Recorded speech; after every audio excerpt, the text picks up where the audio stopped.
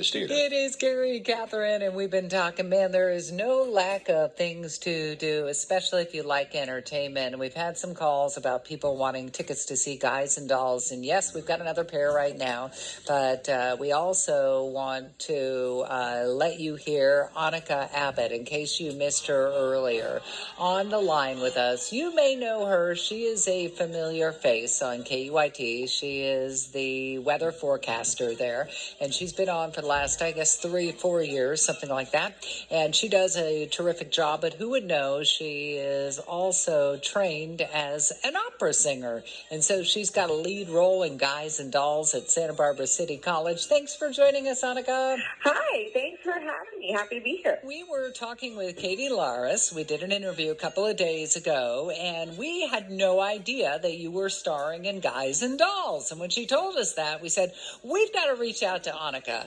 And, of course, we know you as the what is the proper terminology these days? Can we say weather girl? What do we say? Yeah, chief weather forecaster for News Channels 3 and 11 and 12. That is fun. Have you always loved weather before we talk to you about your role in Guys and Dolls?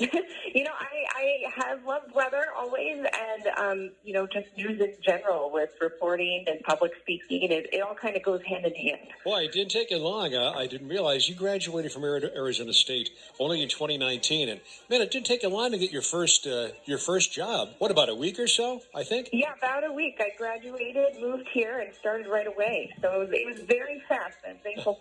Very thankful for it. What do you think of Santa Barbara? I really love it. Definitely Southern California and Central California, I think, are going to be my home for the rest of my life. That's how much I love it, coming from Seattle. Yeah, we're talking with Anikka Abbott.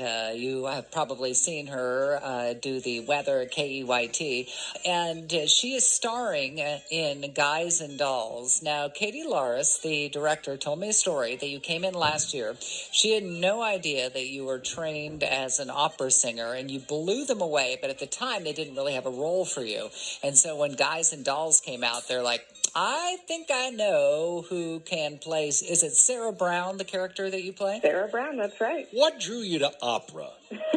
Well, very long story, but very short. I was in a choir in elementary school, and at the time I was living near the Seattle, Washington area, and the local opera company had come trying to find child choristers for one of their operas, and I was chosen as one of them.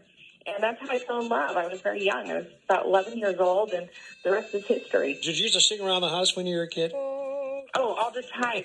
I actually kind of kept it a secret from my parents because I was nervous about it, so I would practice and sing under the stairs. Tell us about your role for folks that don't know who Sarah Brown is in Guys and Dolls, and are there any parallels with your life? A little bit here and there. Sarah Brown is kind of rigid and icy in the beginning of the show. She is the head of the Save a Soul mission, and she has a mission herself to turn gamblers into better people and stop them from gambling. And so I don't really have any connection with her in that regard, but I guess I have to say she's a very type A person. She's very planned. She's very organized. That tends to be how I am, and it is important to emphasize with your character. And so in that regard, I do connect with her.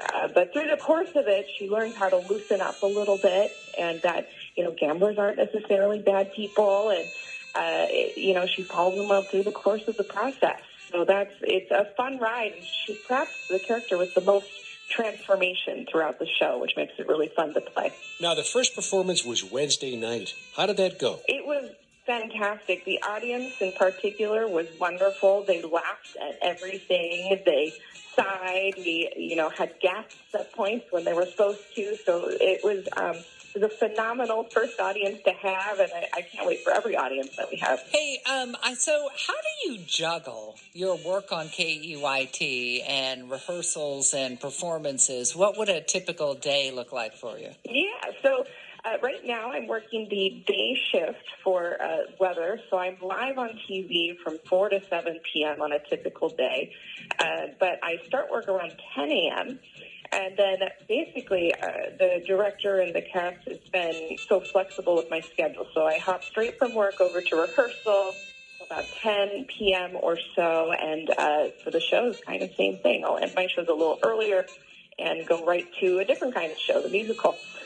So I'm glad to have the support of the station where I work.